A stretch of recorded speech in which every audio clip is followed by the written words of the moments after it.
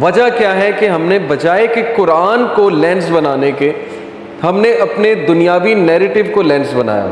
اب اس لینس کے مطابق ہم مذہب کو بھی پرکھتے ہیں، دین کو بھی پرکھتے ہیں، اس کے مطابق ہم حدیث کو بھی پرکھتے ہیں، اس کے مطابق ہم صحیح اور غلط کو بھی پرکھتے ہیں۔ جب کوئی حدیث مزاج کے مطابق مل جائے ہم کہتے ہیں یہ اسلام ہے، جب کوئی حدیث مزاج کے خلاف، سائیکالوجی کے خلاف جائے تو ہم اس کو چیلنج کرنے لگ جاتے ہیں۔ ہم پھر سوچتے ہیں کہ یار پتہ نہیں یہ بات کیسے ہو سکتی ہے، تو سمجھ میں آنے والی نئی بات ہے۔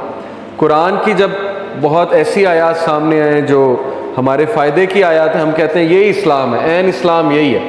لیکن جیسے قرآن میں حلال اور حرام کا ذکر آنا شروع ہو، قرآن میں ایسی باتیں جو ہمیں شیک کریں، جالٹ کریں، اندر سے ویک اپ کال دیں، پھر ہم سوچ میں پڑ جاتے ہیں، ڈاؤٹ میں آ جاتے ہیں کہ یار ایسا کیسے ہو سکتا ہے۔ آج یہی خطرہ، یہ جو مینٹالٹی ہے نا کہ ہم اپنی سائیکالوجی کے مطابق دین کو بھی دیکھ رہے ہیں، یہ بہت بڑا شرک ہے۔ یہی مسٹیکس پرانی امتوں نے کمٹ کی تھی کہ وہ اپنی سائیکی کے مطابق، اپنی نفسیات کے مطابق ہر چیز دیکھنا چاہتے تھے۔ یہی بنی اسرائیل کی سب سے بڑی مسٹیک تھی۔ آج ہم بھی وہی کر رہے ہیں۔ ہمارے سامنے نبی کا کوئی حکم آتا ہے، ہم کہتے ہیں یہ تو بہت سخت بات ہے، نبی تو ایسی بات کر ہی نہیں سکتا، یہ تو عقل کو ہی نہیں لگتی، تو لاجک کو نہیں لگتی، یہ تو مولویوں نے بات بنائی ہوئی ہے۔ وداؤٹ ڈوئنگ اینی ریسرچ، ہم میں سے کتنوں کو سورسز آف شریعہ پتہ ہے؟ اگر میں اپنی کلاس میں مطلب اکثر اسٹوڈنٹ سے پوچھتا ہوں، وہ لیول کو پڑھاتا ہوں میں، کہ سورسز آف شریعہ کیا ہوتی ہیں، اگر تو اسلامیت میں پڑھا ہے جواب دے دیتے ہیں، ادروائز یہ بھی نہیں پتا سورسز آف شریعہ ہے کیا۔ قرآن نمبر 1، حدیث نمبر 2، اس کے بعد آثار صحابہ کے اقوال نمبر 3، اجماع نمبر 4، کنسنسس، اجماع کیا ہوتا ہے یہ بھی نہیں ہم نے اتنا پڑھا، قیاس نمبر 5، اجتہاد نمبر 6، عرف نمبر 7، عرف کسٹم آف سوسائٹی، کسٹم بھی دیکھا جاتا ہے لیکن وہ لیسٹ ہے۔ اگر کوئی معاملہ قرآن سے نہیں سمجھ آ رہا ہے حدیث کی طرف ریفر کریں، حدیث سے بھی نہیں آپ کو سمجھ آ رہا ہے، یعنی کہ آپ سمجھتے ہیں کہ اس پہ علماء کی رائے لینی چاہیے، تو آپ صحابہ کے اقوال پڑھیں، صحابہ کی تفسیر کی طرف جائیں۔ تفسیر ابن کثیر صحابہ کی تفسیر، ابن عباس کی تفسیر، صحابہ سے بھی چلیں، آپ کو سم ہاؤ ایک میٹر نہیں نظر آ رہا، آپ اجماع دیکھیں، امت کا اجماع کس پہ، کنسنسس کس پہ، انٹلیکچوئلس کا۔ مثال کے طور پہ پردے کے ایشو کو لے لیں، پردے کا ایشو میں اجماع کہاں پر ہوا ہے؟ علماء کا اجماع، علماء سے مراد ہے تمام مکاتب فکر کے علماء کا اجماع۔ کنسنسس دیکھیں کہ پردہ کیا ہوتا ہے، عورت کا پردہ کیا ہے، مرد کا پردہ کیا ہے، یہ ایشو ہے کیا پردے کا، حجاب کیا ہوتا ہے، وہاں سے بھی نہیں سمجھ آ رہا ہے۔ ایک چیز قیاس کی جا سکتی ہے، کوئی نیا مسئلہ درپیش آ گیا، اس میں قیاس ہوگا، جیسے ڈرگز کا معاملہ ہے، پہلے یہ ڈرگز کے نام ہم نے نہیں سنے جو آج کل ہم سن رہے ہیں، تو کیا یہ حرام ہے حلال ہے؟ قیاس ہوگا۔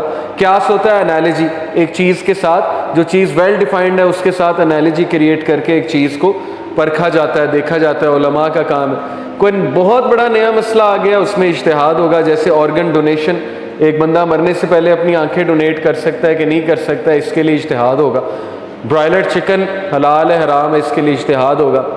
اگر چکن جو ہے اس کو آپ ذبح کرنے کی بجائے مشین پہ ڈالتے ہیں اور وہ مشین جو ہے وہ ٹکا ٹک ذبح کر رہی ہے، ایک ہوتی ہے نا مشین کہ ہر کسائی ہائر کرنا پڑے گا، تو مشین سے ذبح کر دیتے ہیں، حلال ہے حرام ہے، اجتہاد ہوگا۔ اوکے، ڈاکٹرز جو ہیں MBBS والے، وہ ڈیڈ باڈی کو اسٹڈی کر سکتے ہیں کہ نہیں کر سکتے ہیں، اس کے لیے انہیں دل نکالنا پڑے گا ڈیڈ باڈی کا، کیا یہ ڈیڈ باڈی کی تصحیح ہے یا جائز ہے، اس پر اجتہاد ہوگا۔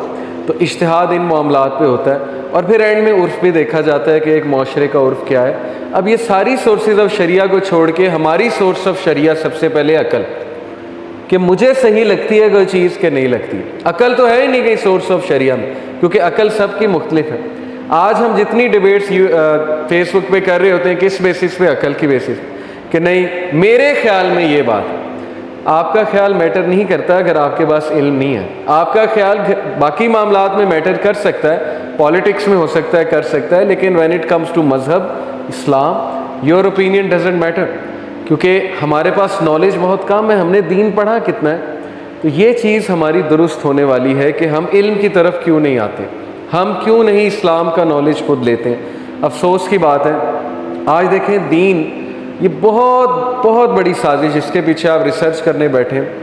آج دین جو ہے وہ انفارچونیٹلی، میں کچھ کسی کو برا نہیں کہنا چاہتا، لیکن انفارچونیٹلی وہ لوگ دین پڑھا رہے ہیں جن کی اپنی ایموشنل انٹیلیجنس بہت کم ہے، یا جن سے یوتھ ریلیٹ نہیں کر پاتی۔ میں کسی کو نہیں ٹارگٹ کرنا چاہ رہا، نہ مدارس کو کہنا چاہ رہا ہوں، نہ قاری صاحب کو کہنا چاہ رہا ہوں، لیکن انفارچونیٹلی بات یہ ہے کہ ہمارا یہ کہیں نہ کہیں کنسیپٹ بن گیا تھا کہ جو بچہ بیکار ہے اس کو دین پڑھاؤ، اور جو بچہ انٹیلیجنٹ ہے اس کو جو ہے وہ دنیا پڑھاؤ تاکہ وہ دنیا میں بہت آگے جائے۔ تو یہ کنسیپٹ کس نے چینج کرنا ہے؟ یہ ہم نے ہی چینج کرنا ہے۔ ہم یہی کہتے ہیں، دیکھیں اگر میری کسی مدرسے کے طالب علم سے بات ہوتی ہے، میں اسے کہتا ہوں آپ فزکس کیوں نہیں پڑھتے؟ آپ نے بہت پڑھ لیا دین۔ اب اگر آپ ابھی بھی کہو گے نا کہ میں نے مسجد میں جانا ہے اور بس ایک خطبہ دینا ہے، تو اس لیے دین نہیں پڑھا تھا۔ رسول اللہ صلی اللہ علیہ وسلم جو ہے وہ نبوت جب آئی تو اللہ نے کہا کم فانذر، اٹھو ڈراؤ، جاؤ سوسائٹی میں جاؤ، معاشرے میں جاؤ، معاشرے میں جا کے دین پریزنٹ کرو، پریکٹیکل امیج پریزنٹ کرو۔ اس لیے نہیں تھا کہ بس ایک مسجد میں بیٹھ جاؤ اور لوگ تمہارے پاس آئیں گے اور لوگ بس تمہارے پیچھے آ کے نماز پڑھیں گے، یہ پرپز نہیں تھا دین کا۔ اس کا یہ مطلب نہیں مسجد میں امام نہیں ہونا چاہیے یا مسجد کا امام بننا بری بات ہے، ایسی کوئی بات نہیں ہے۔ بہت یہ نوبل پروفیشن ہے، پروفیشن کہوں یا ذمہ داری کہنا چاہیے۔ لیکن یہ کس نے کرنا تھا؟ اگر آپ لوگ اپنے کلاس فیلوز کو دین نہیں وٹنس کرا سکتے اور انہوں نے وہی وٹنس کرنا ہے جو وہ پہلے سے وٹنس کرتے آ رہے ہیں آپ کے کریکٹر کے تھرو بھی، تو پھر کیا آپ نے جو ہے نبی صلی اللہ علیہ وسلم سے وفاداری کی؟ پھر میں نے کیا وفاداری کی؟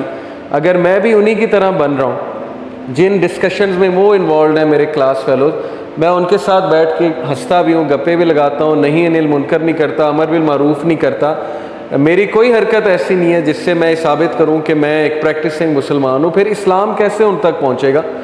یہ ہمارے اندر ایک بہت پرابلمٹک چیز ہے جس پہ میں آج بات کرنا چاہتا ہوں۔ دیکھیں میری بھی جو سٹوری، میں نے آپ کو کہا انشاءاللہ نیکسٹ لیکچر میں آپ کو سناؤں گا، میری بھی کوئی سٹوری ایسی ہے کہ میں نے ایک ایسی لائف گزاری، غافل لائف جسے کہتے ہیں، غافلون میں سے تھا، پتہ ہی نہیں تھا صحیح غلط کا، پتہ ہی نہیں تھا، کیئر لیس لائف تھی، کبھی توجہ ہی نہیں دی اس طرف، انٹل ظاہر ہے کہ توجہ اس طرف دینی پڑی۔ زندگی میں کچھ نہ کچھ ایسا ہوتا ہے کہ انسان کو توجہ دینی پڑتی ہے، اور جب توجہ دی تو پھر یہ ٹھان لی کہ نہیں اب اسلام انشاءاللہ لوگوں تک پہنچانا ہے اپنے کردار کے تھرو بھی اور اپنی باتوں کے تھرو بھی اور سٹیٹس کو چیلنج کر کے بھی، یہی مسلمان ہوتا ہے اصل میں۔ تو قرآن کو پڑھیے۔ دیکھیں اگر ہم اتنا عرصہ کنیکٹڈ ہیں اس کلاس سے تو اب ہمیں علم کی طرف آ جانا چاہیے، ہمیں علم کی جستجو میں نکلنا چاہیے۔ جب علم کی جستجو میں نکلیں گے اللہ خود ہمیں کنیکٹ کرتا جائے گا انشاءاللہ۔ جب میں ڈیٹیل میں اپنی لائف کے بارے میں بتاؤں گا آپ لوگ دیکھیں گے کہ میں آج خود حیران ہوتا ہوں کیسے کنیکٹ کیا اللہ نے۔ میں دبئی بھی گیا ٹریننگ لینے، جب ارادہ تھا دین پڑھنے کا پھر دبئی تک بھی گئے۔ انس بھائی سے پتہ نہیں اللہ نے کیسے ملوا دیا، 2010 میں مغیرہ سے کیسے ملوا دیا۔ میں ڈاکٹر بلال فلپس سے بھی ملا، جو عالم آتا تھا اس سے مستفید ہوتے تھے، فائدہ اٹھاتے تھے۔ تفسیر جب پڑھنے نکلا انس بھائی کے پاس بھی گیا، مختلف علماء کے پاس گیا، تفاسیر کا مطالعہ کیا۔ کیونکہ مجھے لگتا ہے کہ الحمدللہ اللہ کی طرف سے ہوا کہ میں نے ارادہ کر لیا تھا دین پڑھنے کا۔ جب بندہ ارادہ کر لیتا ہے پھر اس کی راہ ہموار ہو جاتی ہے، پھر اللہ کنیکٹ کرتا ہے، پھر وہ ڈھونڈتا ہے اور اللہ اسے وہ چیز دے دیتا ہے جو چیز وہ ڈھونڈ رہا ہوتا ہے۔ تو اس لیے اگر آپ ارادہ کریں گے دین پڑھنے کا، دین کو سمجھنے کا، تو انشاءاللہ اللہ تعالیٰ آپ کو صحیح لوگوں کے ساتھ ہی کنیکٹ کرائے گا۔ اسپیشلی اگر آپ نماز میں اہدینا الصراط المستقیم بہت نیت کے ساتھ کہتے ہیں، اس کا ترجمہ ہے نا ہمیں صراط مستقیم پہ چلا، تو ایسا کیسے ہو سکتا ہے اللہ آپ کو جو ہے وہ صراط مستقیم کی جگہ غلط راستے پہ چلائے گا جبکہ آپ اس سے مانگ رہے ہیں کہ صراط مستقیم مجھے دے؟ تو یہ آپ لوگوں کا کام ہے، یوتھ کا کام ہے۔ آپ جیسے پڑھے لکھے لوگ اگر دین نہیں پڑھیں گے تو پھر یاد رکھیں کہ دین کو جو ریپرزینٹ کرنے والے لوگ ہیں ظاہر ہے انہیں پھر اس نظر سے نہیں دیکھتے عام لوگ، لیکن آپ لوگ کو ظاہر ہے کہ اس نظر سے دیکھتے ہیں کہ یہ چلتا پھرتا ہم جیسا عام بندہ ہے، اگر یہ دین کی بات کوئی کر رہا ہے تو اس کا مطلب ہم بھی دین پڑھ سکتے ہیں۔ اس کا مطلب دین کوئی سپرفیشل چیز نہیں ہے، ہم نے سپرفیشل بنا دی ہے نا، ہم نے صحابہ کی کریکٹر کو سپرفیشل بنا دیا ہے کہ عام آدمی سوچتا ہے کہ یہ میں تو پہنچ ہی نہیں سکتا، میرا تو ہے ہی نہیں، تعلق ہی کوئی نہیں ہے۔ اندر وہ یہی سوچتا ہے، واہ واہ بہت کرتے ہیں لیکچر سن کے، لیکن اندر اندر یہی سوچ رہے ہوتے ہیں میرا تو ان سے کوئی تعلق نہیں۔ میرا آئیڈیل وہی ہے جیف بوسن، کیونکہ میرا تعلق پیسے کمانے سے، سکسیس سے ہے۔ سکسیس کا جو ہم نے ایک وہ امیج بنا دی ہے سوسائٹی میں کہ سکسیس از اے لیڈر، اس لیڈر کو کلائم کرنا ہے، دیٹ سکسیس۔ حالانکہ سکسیس میں لیٹرل گروتھ بھی ہوتی ہے، لیٹرل سے مراد ہے رائٹ اینڈ لیفٹ، ہم نے صرف ایک گروتھ رکھی اوپر، اس لیے ہر ماں باپ جو ہے وہ بچے کو فجر کے لیے نہیں اٹھاتا لیکن ٹیوشن بھیجنے کے لیے صبح بھی اٹھا دیتا ہے. کیوں؟ کیونکہ اسے پتہ ہے اوپر جانا ہے, فرسٹ آنا ہے. فرسٹ سے نیچے اگر آئے 90% سے اگر نیچے آئے تو بس یہ خاندان میں بدنامی ہو جائے گی, کیونکہ سکسیس کی ڈیفینیشن یہ اوپر جانا ہے بس. تو اوپر جانا سکسیس نہیں ہوتا ہے, رائٹ لیفٹ اور آگے پیچھے لیٹرل گروتھ بھی ہوتی ہے سکسیس کی. یہ ہمیں غلط کانسیپٹ سکسیس کا دیا, اور یہی چیز ہمیں اپنے روزمرہ کے رویے میں, روزمرہ کی حرکات میں نظر آتی. ہر بندہ آگے نکلنا چاہتا ہے, ہر بندہ. ٹریفک کے اشارے پہ کوئی نہیں کھڑا ہونا چاہتا, ہر بندہ دوسرے کو بائی پاس کرنا چاہتا ہے. ہر بندہ چاہتا ہے میں اس سے پہلے آ جاؤں, میں فرسٹ آ جاؤں, میں کہیں پیچھے نہ رہ جاؤں. اور اس جستجو میں آپ دیکھ لیں آج ہم نے کیسا معاشرہ جو ہے کریٹ کر دیا, اور آہستہ آہستہ ہمارا معاشرہ بہت تباہی کی طرف اللہ نہ کرے چلا جائے. تو یہ چیزیں آپ لوگوں نے تبدیل کرنی ہے. سکسیس کی ڈیفینیشن آپ لوگوں نے سمجھنی ہے, مفلحون کی ڈیفینیشن, اس کو ایکٹ کرنا ہے, اس کو ایکٹ کر کے دکھانا ہے, اور اسلام ایسے ضابطہ حیات آپ لوگوں نے دکھانا ہے.